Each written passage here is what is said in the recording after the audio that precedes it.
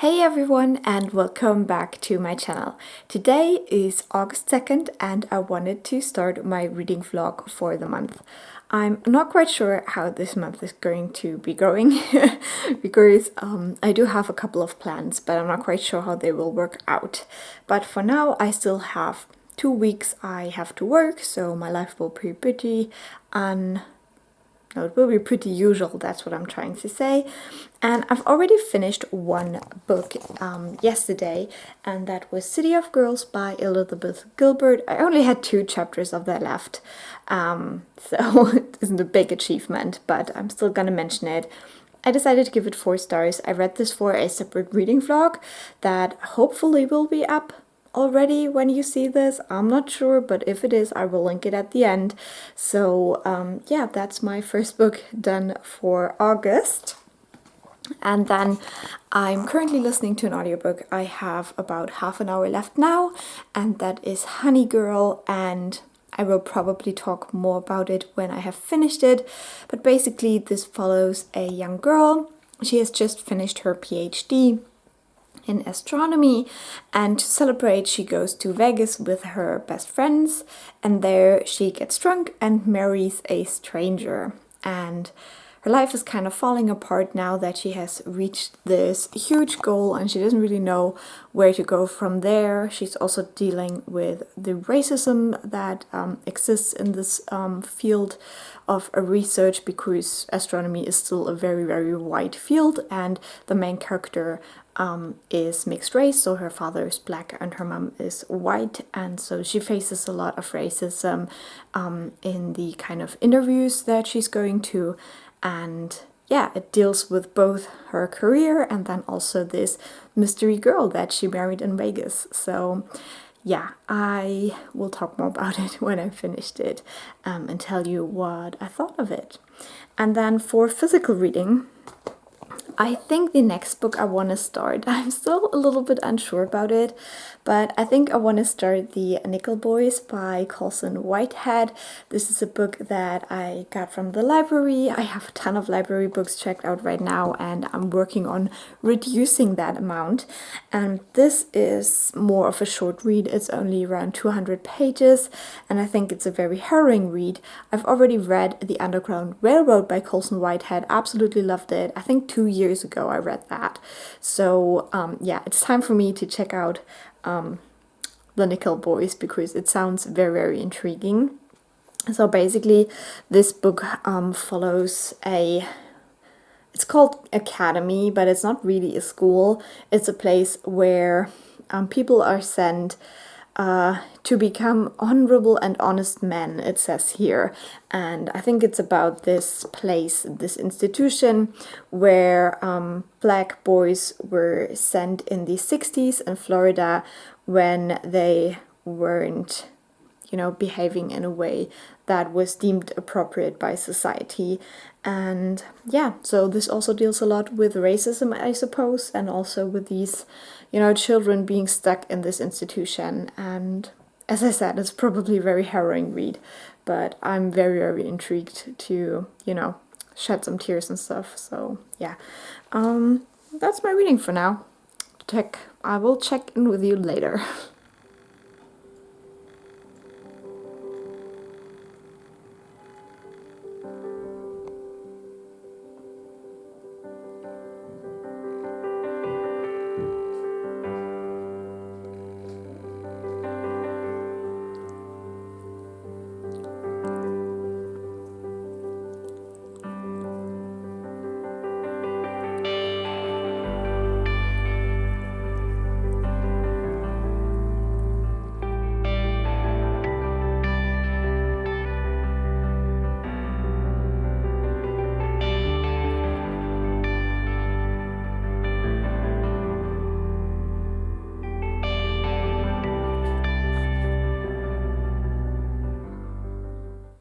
Okay, I can't really move because of the cat. I just finished the first part of this. I don't know how many parts it will be, but the first part isn't that long. And it's so intense because, okay, the cat's leaving. Because that something is going to happen, and that's gonna be something bad, but you like read about this boy who's like really bookish person, loves reading. He's studying an encyclopedia and learning words, and he's really good in school, and especially like in English class and literature and stuff. You just read about that boy, and it sounds like, this kid is set up for a good life, and that's not what he's gonna get. And yeah, it's just really intense reading that. Very great opening, but also not. You know how it's not enjoyable to read, and that's why you read books like this. And it's just so horrible to imagine that this happened to actual people, that this is not only fiction, it is based on a school that actually existed, even though I haven't even gotten to the school yet. But I have read the Wikipedia stuff about the school, so I know what's gonna be, in the book. And you have the opening kind of like pages which make it very clear what this school is all about. So yeah, very, very intense beginning, and we'll see how I get on with it. Okay, so as you've seen, last night I started reading Nickel Boys, and wow, this is an intense read, I can already tell. I made it about 60 pages through, so almost a third, and that's the good thing about this book. It's quite short, so I hope that even though it's a very harrowing read, I'll be done with it quite quickly. And then last night I also finished my audiobook, Honey Girl. And that one unfortunately was a bit of a disappointment. I decided to give it 3 stars in the end. I have talked about it a little bit before, but yeah. This is a romance, so I should have known that this is not the book for me. I don't really enjoy reading romance books, and the romance is actually what fell really flat for me with the book. So I didn't get any chemistry between the main couple. It is a female-female romance, but yeah, the love interest also got really annoying in the first part. I liked her, but then as the story progressed, I really didn't like her anymore. She got really annoying. I really didn't like her views. Like, the thing that bothered me the most with her is that she expects Grace, the main character, to change her life, to make room for her wife, and not the other way around. So Yuki is not giving up anything, and she expects Grace to give up her dream career. And I just didn't like it. I think it was meant to be more of a discussion of what's the best and what's right for you. But yeah, the way it was portrayed, it just felt like, Yuki just being like, oh, you need to make room for me in your life. And yeah, I don't know. It's just, romance books just don't work for me. So I should have known that. Apart from that, I think the discussions about, parents, the expectations, and the hardships of academia, especially if you're a person of color, I thought that was super interesting. And I also really liked that therapy was portrayed in a, I think, good way. So yeah, 3 stars. Not my favorite, and I'm actually thinking about returning it on Audible, but I'm not quite sure yet. I don't usually do that, but sometimes I do, so we'll see. And so this morning I decided to start my new audiobook, and this one I really don't know much about. It's All the Stars and Teeth, and this is a YA fantasy that has pirates and mermaids.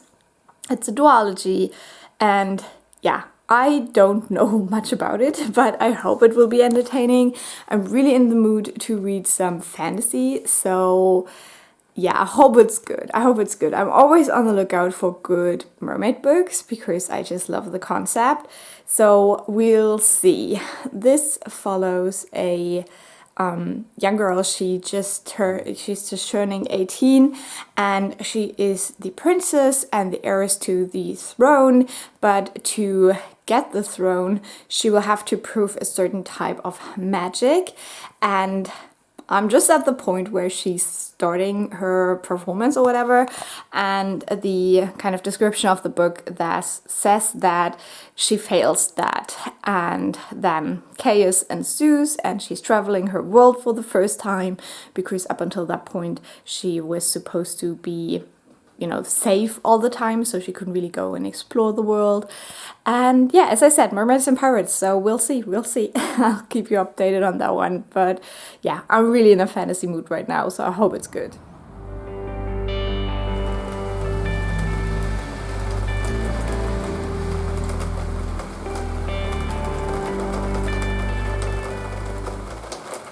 I'm now halfway through the Nickel Boys.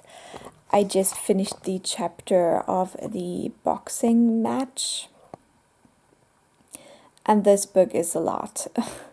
This really is a lot. And it's just so horrible to know that these things happened. And they did not only happen to like 1 or 2 people, but systemically. But yeah, it's definitely a lot to read about. And I mean, at the beginning you have quite a lot of foreshadowing.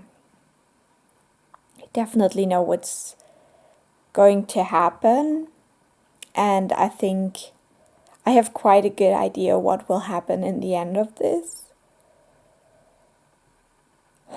But it just makes everything even worse reading it, because even the light moments, you know, are not light. And people are just so horrible. People are just horrible.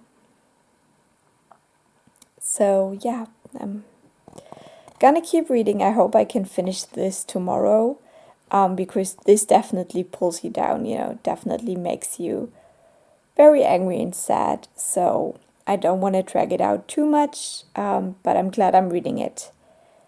And yeah, I'll keep you updated. So I just started part 3 in the Nickel Boys, so I'm going into the last third now, I would say. And what surprised me is that now we made a time jump, so we jumped like just a couple of years into the future. Is still the 60s, but we now follow our main character after he's out of the school, which I didn't expect. So we'll see where the story goes now. I guess there will be another part where we go back into the school, I guess. I'm not quite sure. But yeah, it was a surprise. I didn't really see that coming from the way the story was progressing. So yeah, I'm intrigued to see what this adds to the story.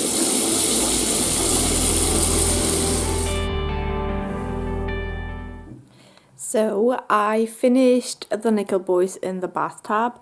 I really liked it. This is a clear 5-star book for me. I don't know how you could give it anything else, honestly. I did tear up quite a bit at the end. I didn't actually cry, which is surprising because I thought I would. But there was a little bit of a twist at the end that was done in a way that didn't completely destroy me, I would say. It's still really, really sad and horrible. And there were just a few quotes that I think will stuck with me for my whole life. But yeah, I felt like the little twist at the end took some of the sorrow I had out of it, and made it a little bit more beautiful. Yeah, it's very hard to describe without giving it away, so I'm not gonna go into it. But yeah, this was awesome and awful at the same time. It's definitely always hard to read about things like this. I think that the fictionalization worked really, really well, and you know, reading the acknowledgement, you definitely get the feeling that Colson Whitehead did a lot of research for this book as well. There's also a lot of resources you can use to look into the actual school that this novel was based on. And I think there's a website where you can listen to stories of the people who actually had been there. I I don't know, in German we say Zeitzeugen. I don't know how you would say it in English, but yeah, like actual witnesses, basically. One thing that really stood out to me in this book was the way a lot of the things that happened really remind you of slavery times. The stories, the movies that I've seen about that, very similar vibes. And I think that this is like one of the lessons the main character gets out of this, is that this is such an intergenerational thing that it will not just stop. And that just really hit me. Like, there was this one sentence about, the sons learning how to oppress Black people from their fathers, and that they will never forget how to do it. That's something you get very, very strongly from the ending as well. From one character in particular. And yeah, it's so well done. It's so well done, this book. I think if you wanted to, you could not write a better book about this topic. Maybe you could, I don't know. If you can, props to you. I will definitely read it. But yeah, this was amazing. But yeah, I'm glad this is over. As I said, it was not a very fun read, even though it was really nice to finish a book within 3 days. I haven't done that in a while. Obviously, it's a very short book, so that was easy. And now I'm not quite sure what I'm gonna read next. I'm still a bit in a fantasy mood, and I have The 12 Kings of Sharakai, which I will have to bring back to the library very, very soon. So I don't know. It would not be the wisest choice, but then again, I'm a mood reader. So we'll see. I'll let you know tomorrow, probably. So last night I started The 12 Kings in Sharakai. I only read the first chapter, so I can't really say anything about it yet. Because it was just a kind of fight. We'll see how it goes. I'm not the biggest fan of fight scenes, so starting off with one, not particularly my favorite, but we'll see. I hope that there's much more in this than just fight scenes, so we'll see. We are following a girl called Cheda, and yeah, I'm intrigued to see who she is apart from a fighter. And then I'm also almost 20% into my audiobook, All the Stars and Teeth. It's an interesting one. I don't quite know how I feel about it yet. I really like the setting. It's kind of this island setting. And we have this like pirate character that is quite intriguing, but then also the audiobook narrator does the worst voice for him. So I'm a little bit afraid that the narration is gonna ruin him, because he talks like this, and I can't even do it. Like, it sounds so stupid. So yeah, I hope I can get used to that and kind of overlook it. But yeah, there is this kind of ceremony scene at the beginning that, from the description of the book, will go wrong. And that was actually quite intense, like quite brutal. In general, the magic that the main character has is quite brutal, and it's a very kind of dangerous magic. I do like that it kind of has like these two parts. Like, the one part is very intriguing, where she can look into people's souls and see whether they're good people or not. But then she can also kill people in a very, very gruesome way. And that is explored a lot in that ceremony scene.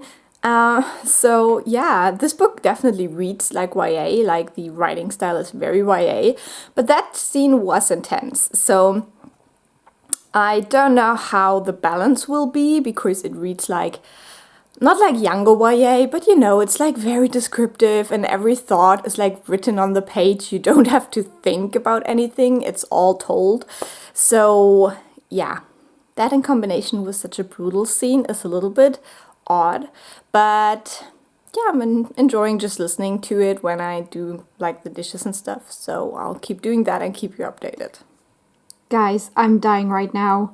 I have been waiting for this audiobook on the German Audible for a year, and it's finally there. Oh my god, oh my god, oh my god. And also the kind of sequel. I'm so excited. Oh, I love this series so much. It is so underrated. I don't know why people freak out more about it. But I can finally continue it. Oh my god. Oh no. And I just started a duology that I wanted to binge read. What have I done? Oh no.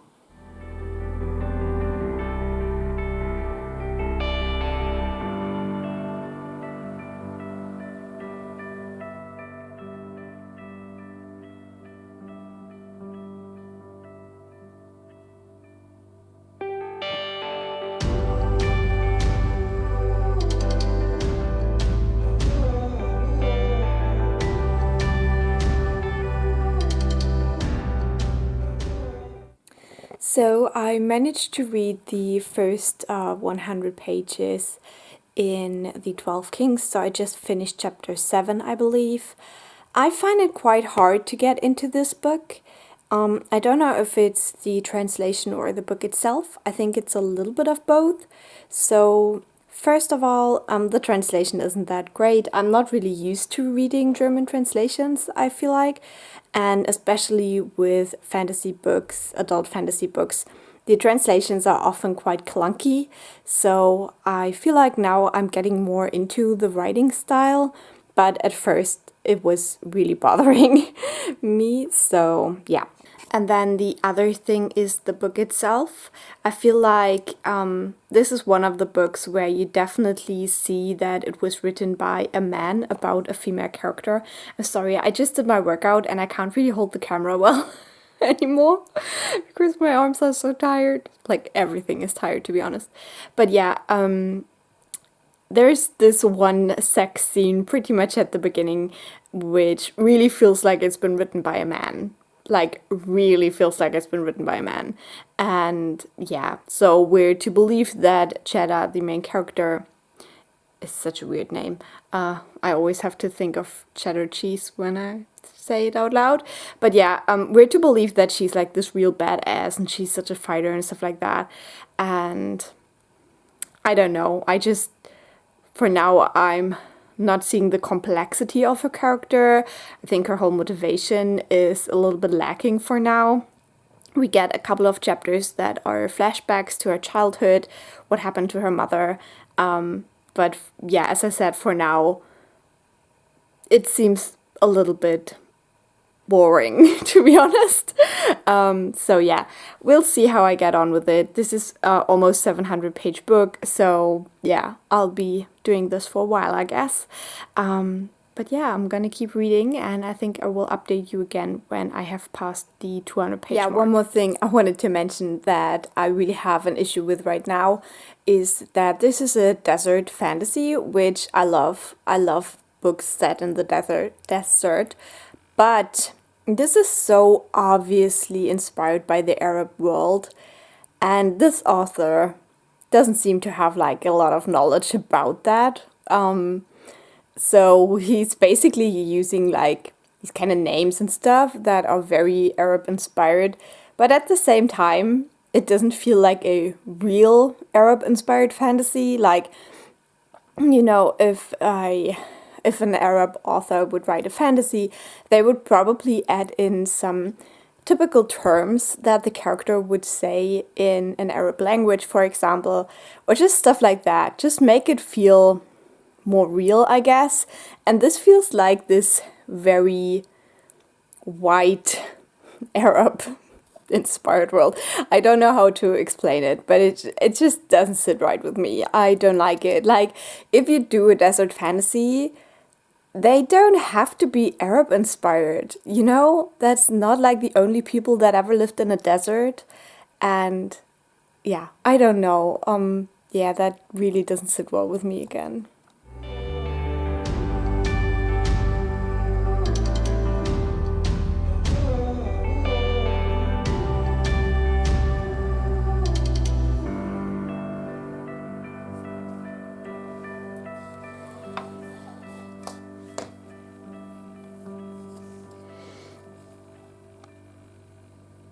So I'm 40% through my audiobook All the Stars and Teeth right now, and I'm loving it. This book is just so much fun. I love all the sailing and adventure on the islands.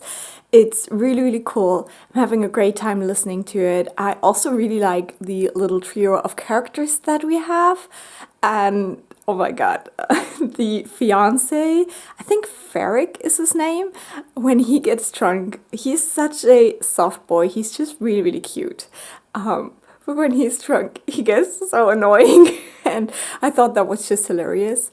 And then also, I really liked these beluga girls. I tried to remember the name of the main girl. It's Shanty, maybe? I'm not quite sure.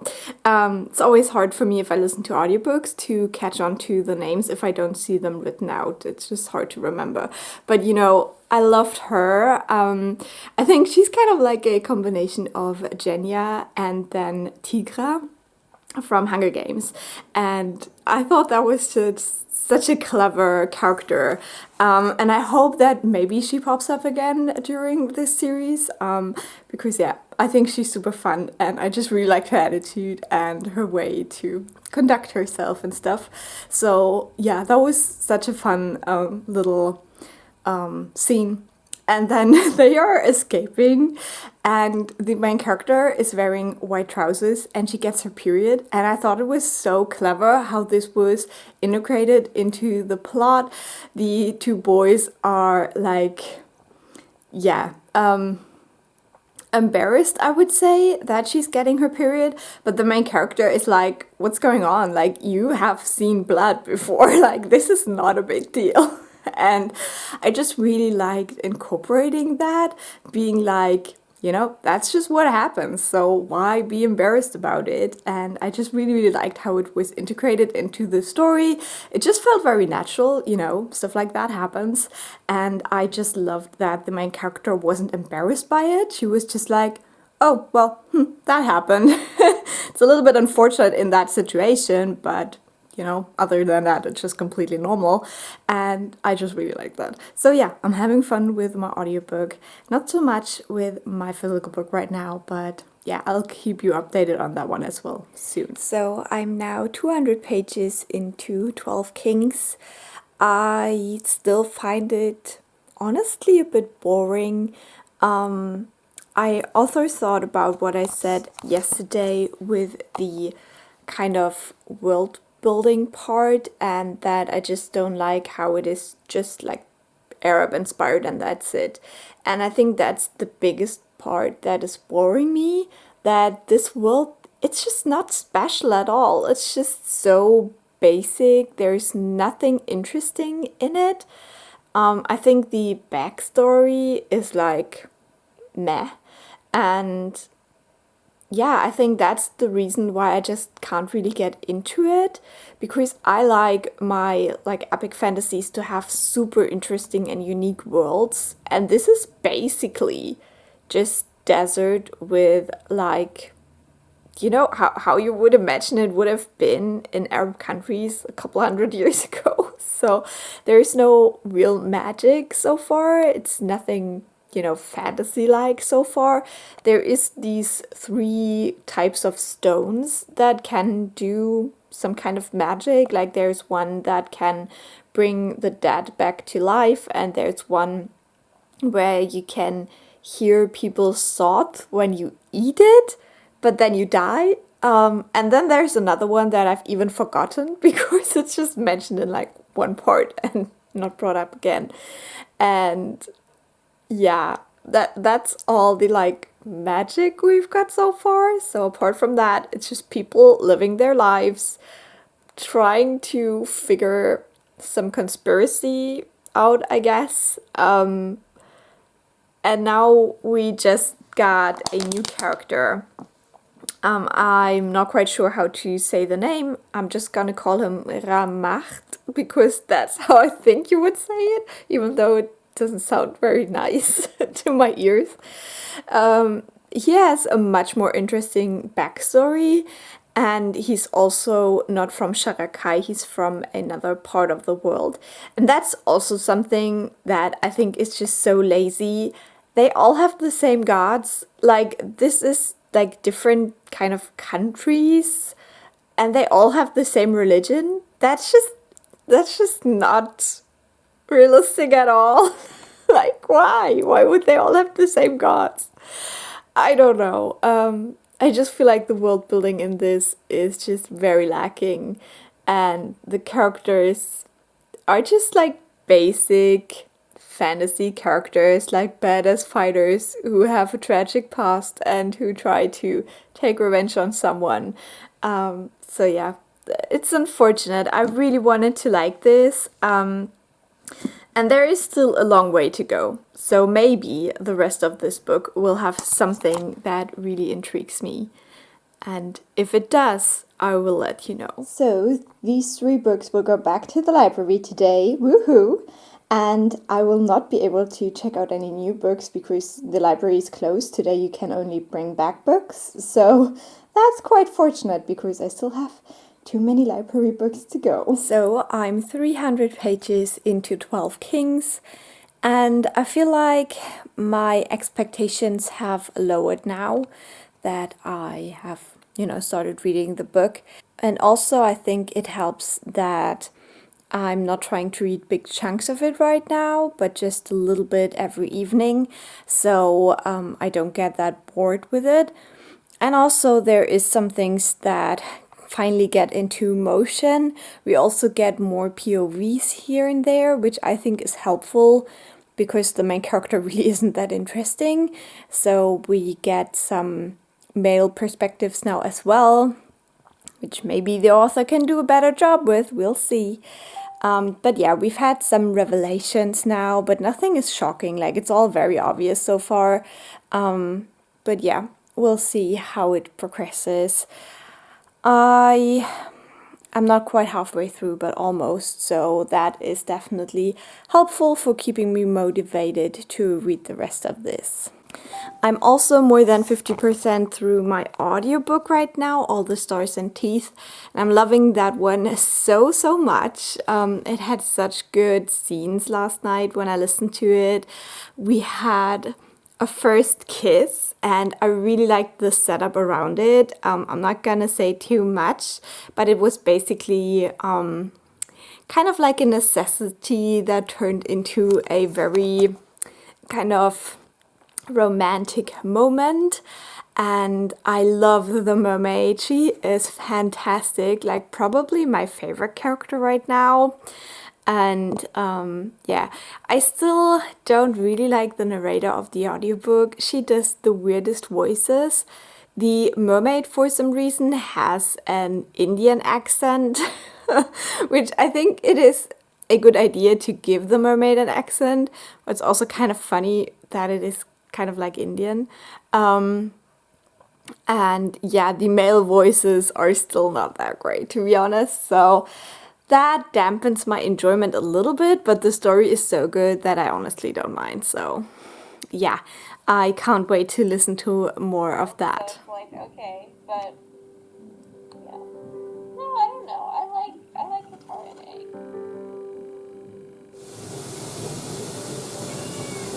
Oh, baby. I made it 400 pages into 12 Kings in Sharakai, and do I even have an update?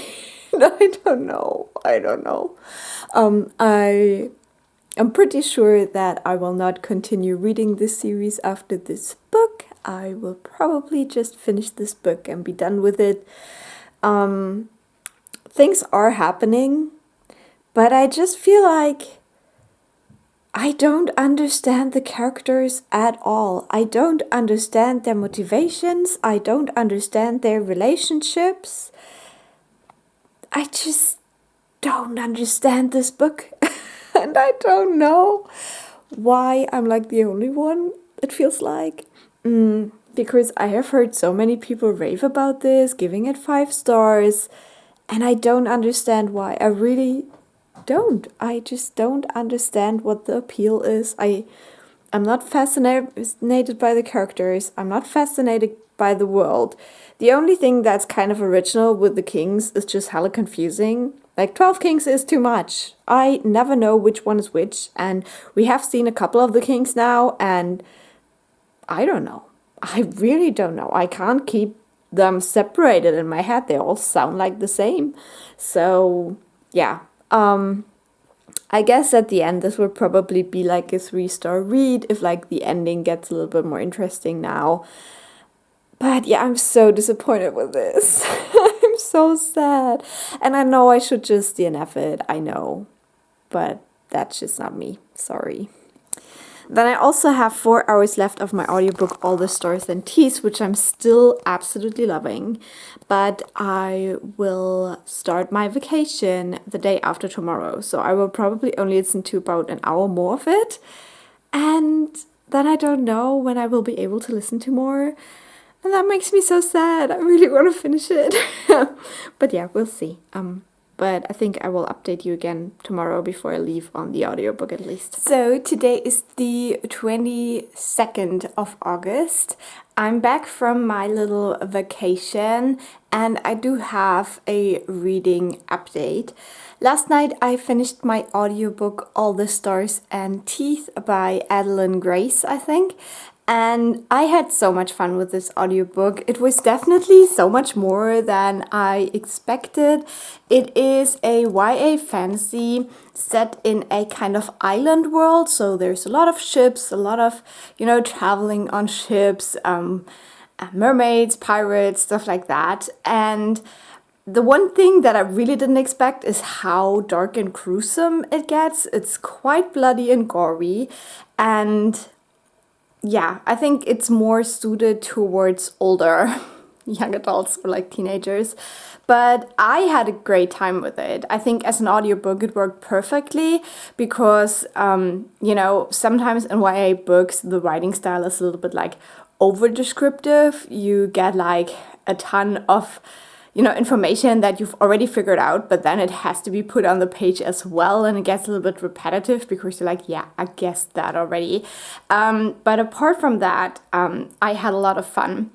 I decided to give it 4.5 stars, and I immediately went into the second book. I think it's called All the Tides of Fate, and this is the conclusion. It's just a duology, so it's perfect. And I'm gonna continue listen to that one. It's around 10 hours, so I don't think I will finish it in August, but probably in the beginning of September. And yeah, I'm just so glad that this book worked out for me because I went in with like mediocre expectations. I just wanted a fun fantasy, and this was definitely a fun fantasy, but even a little bit better than I thought. And then I have not read anything else in the 12 Kings of Sharakai, so I still have so much of this book to go, and it needs to be back at the library in 4 days. And right now I'm doing a separate reading vlog where I try to read 7 books in 7 days. So I think I will bring that book back to the library unfinished, but I'm not a big DNFer, so I think I will probably get it again in a couple of weeks and finish it. I don't DNF books. I know it's stupid, but I'll probably do that. So I have already finished one book for that separate vlog, which I quickly wanted to mention. It's going to be in the wrap-up part as well, but that was Harrow by Kat Ellis, which I finished last night, and I gave also 4.5 stars, and I really loved it. It's a YA horror, and I had such a good time with it. So as I said, I will talk about this in the wrap-up part at the end as well. But yeah, that's my reading right now. I'm trying to read a lot for that 7 books in 7 days challenge, having a great time with my audiobooks, and so I will probably update you later in the month again. So we're having the weirdest weather right now, and I don't know how to film because the lighting is so weird. But I wanted to give a quick update on all the Tides of Fate. I really like it. I'm almost a quarter of the way through now, and I'm very glad they have just embarked on the new journey that we're going to follow basically. And I'm so glad that they took Shanti. She's one of my favorite side characters from the first book, and we only saw her for a very small amount of time. So this is a little bit of fan service, I guess, that she will play a bigger role hopefully in this sequel. And also the angst, like the angst is top notch right now. I'm excited to see how the whole romance will progress as well, but obviously we also have this huge like curse that needs to be lifted stuff. So yeah, I'm just ready for the adventure. I'm very excited, and the lighting is so bad. I'm so sorry. Basically the light hits the floor and then I'm illuminated from the ground, which looks super horrible. I'm sorry. I also finished 2 other books for my 7 books challenge that I do a separate vlog on. So last night I finished Chi. This is Chi's Sweet Home number 5, which was really cute, and I decided to give it 3 stars. And I also finished Full Disclosure by Cameron Garrett, and I gave it 4 stars. I really enjoyed this book as well, and I would highly recommend if it sounds interesting. So these books will be in the wrap-up part as well, where I talk more about them, but just a quick mention here. So today I actually have to bring some book back to the library because I can't keep them anymore. We've had them for 4 months and I have not completed them. So the first one is The 12 Kings of Sharakai, which I honestly was quite a way through. You can see where I stopped reading. But yeah, this was so boring. I had such a hard time with it. I think I will take it out again and read the last little bit one day. But yeah, I don't like it. And then I have the German editions for The Priory of the Orange Tree, which, as you can see, is 2 massive German books. And I did not get to them in 4 months, which is horrible. So I'll definitely get that one out again when, you know, in a couple of weeks or something. I don't know. I still really want to read those. Yeah, I'm kind of mad at myself that I did not manage to read Priory in 4 months. That's just how it goes. So these will go back to the library now. So today is the 1st of September, and that means the end of this reading vlog. I'm afraid this month has been a little bit boring just because I was traveling a lot, I wasn't reading a lot, and I think the main books I read for this vlog I have finished. So I'm sorry for that, but I wanted to give you a quick update. In the last 2 days of August, I started reading Miracle Creek by Angie Kim, and I got about 70 pages into this. I think the start was really strong. I really enjoyed the beginning of this, so I am very happy to continue reading this in September and yeah, talk more about it in that vlog. And then I have 1.5 hours left of my audiobook, All the Tides of Fate, which is the second book in the All the Stars and Teeth duology. And that book I think is a little bit weaker than the first one. I still enjoy it. I think overall I probably give it 4 stars, where the first one I gave 4.5. I just feel like the second book was a little bit more repetitive and not as, you know, adventurous. It still had interesting themes, but I felt like the balance was a little bit off with that one. So yeah, overall, I'm happy with my reading in August, and I think let's go into the wrap-up part where I talk about all the books I've read in August, which were quite a lot. Okay, so it is time for the wrap-up part of this video. So the first book I finished in August, even though I mainly read it in July, was City of Girls by Elizabeth Gilbert. I decided to give this book 4 stars. I feel a bit ridiculous talking about it right now because I think I only read 30 pages of it in August, but basically this is a book following a main character. Her name is Vivian and she is from a very wealthy family and she is sent to live with her aunt in New York during the 1940s, and so we get this view of America before and during the Second World War for America, because they joined in, if you can call it that, quite late. And we follow with experiencing the theater life, but also, just growing up, coming of age.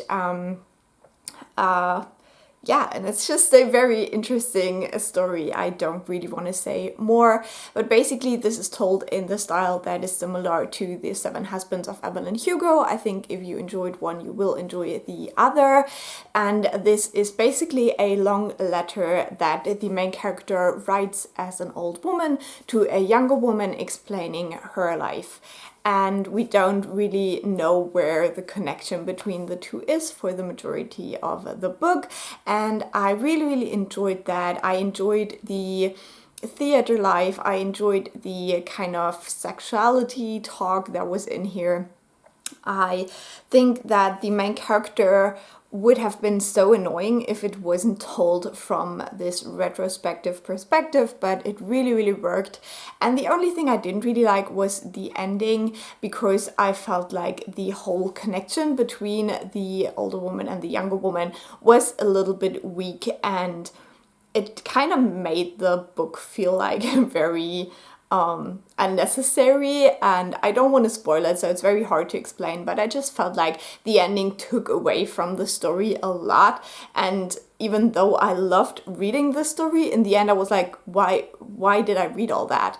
So that was kind of unfortunate, and so I decided to give this 4 stars, but it was still a very enjoyable book that I would recommend. Then the next book I finished was my audiobook Honey Girl. I also listened to that mostly in July and then finished it off in August. I decided to give it 3 stars, mainly because I'm just not a romance reader. This is a book that has been on and off my wishlist for a while, because I knew that it was mainly a romance and I don't really read romance, especially if it's not smutty. And then I heard that the main character just finished her PhD in this story, and that got me intrigued again, because I am in the process of finishing my PhD, and it's just a very particular phase in one's life, I guess. So I was intrigued by that. I listened to the audiobook and it was okay. First of all, the narrator has a very special pronunciation, so before going into the audiobook, I would recommend checking out some samples of that. And then also, I just didn't buy the romance. I didn't really feel the connection, even though I did like that it was a sapphic romance. But just the characters, I didn't really see how they connected.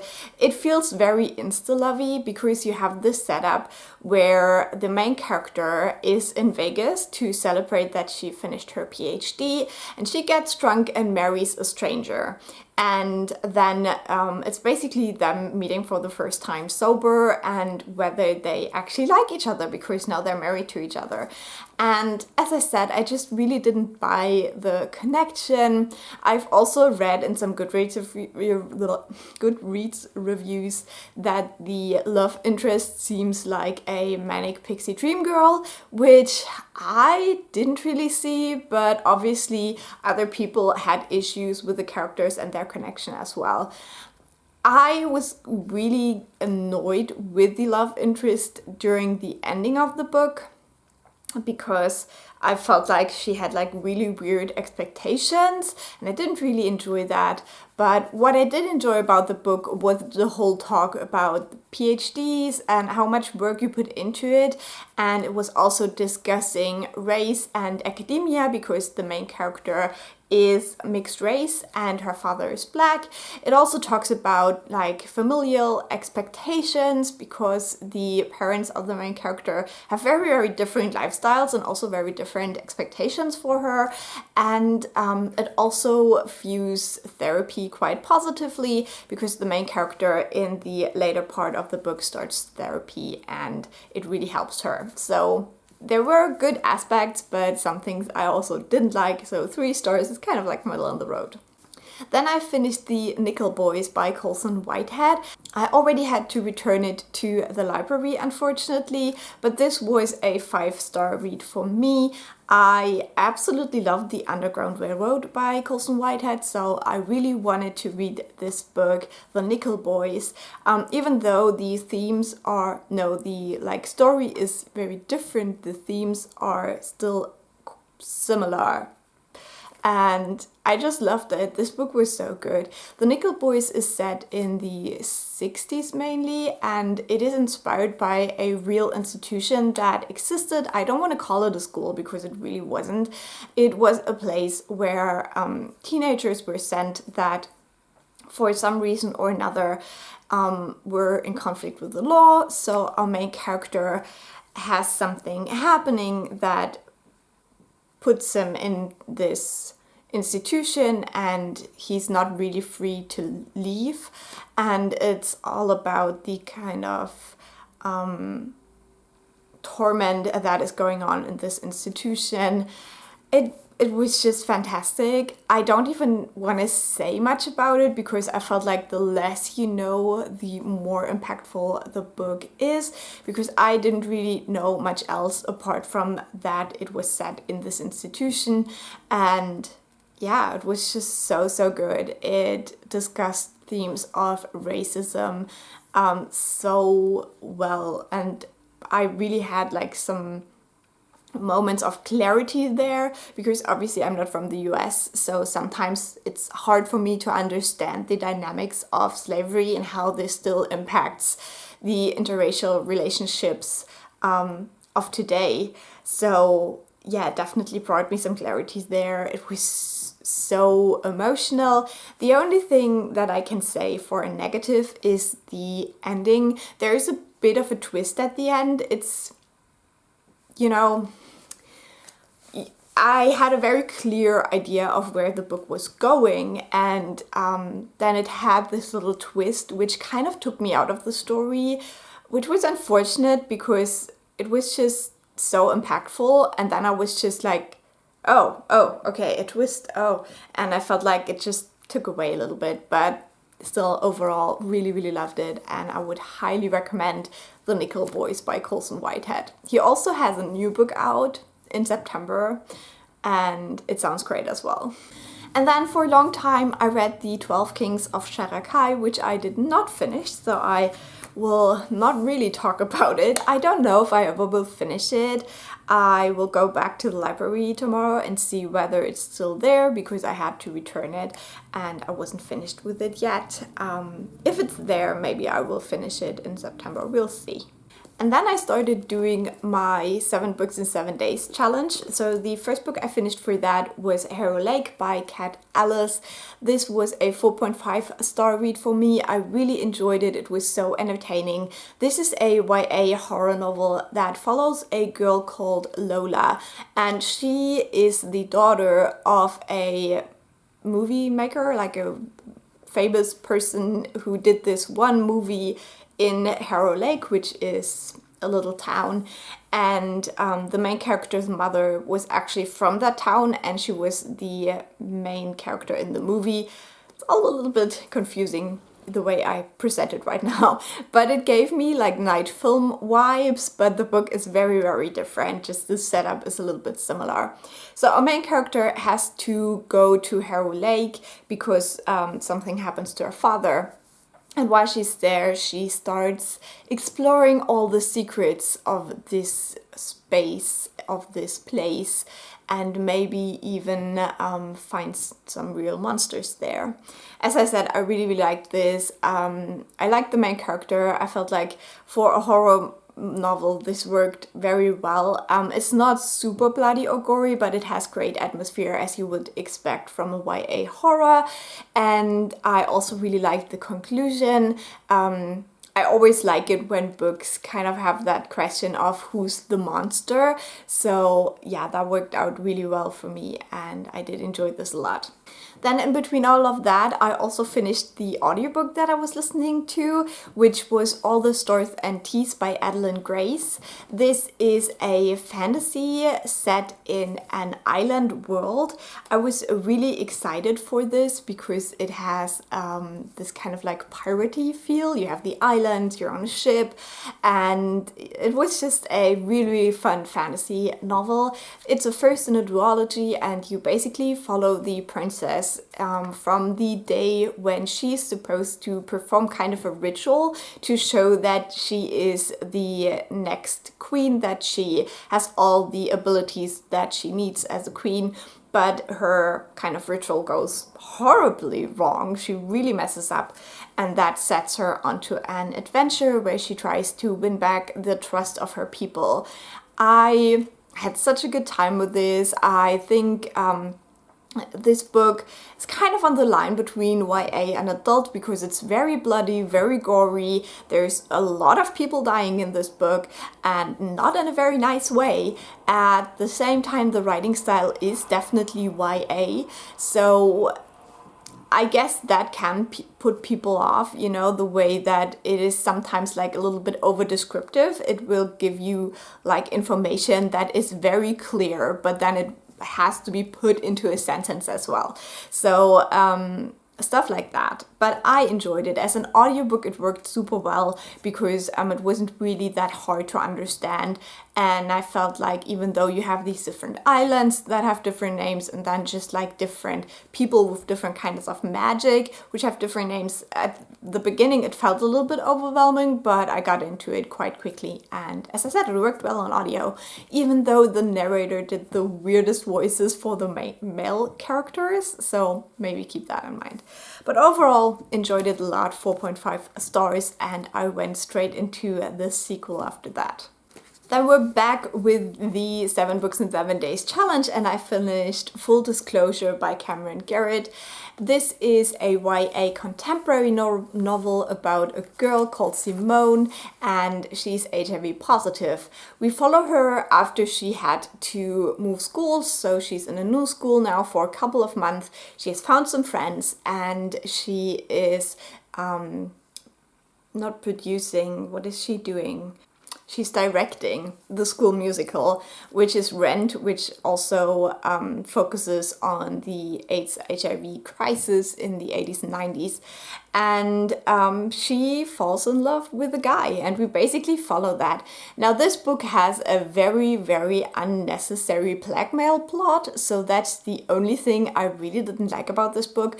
Apart from that, I love the main character. She was definitely a girl that you root for, you feel for her, you want her to be happy.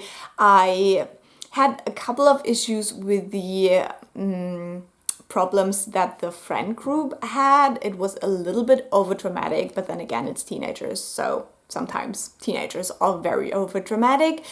I really liked the love interest. He was such a sweet, sweet boy, and maybe a little bit hopeful for like teenage boys, but I really liked him.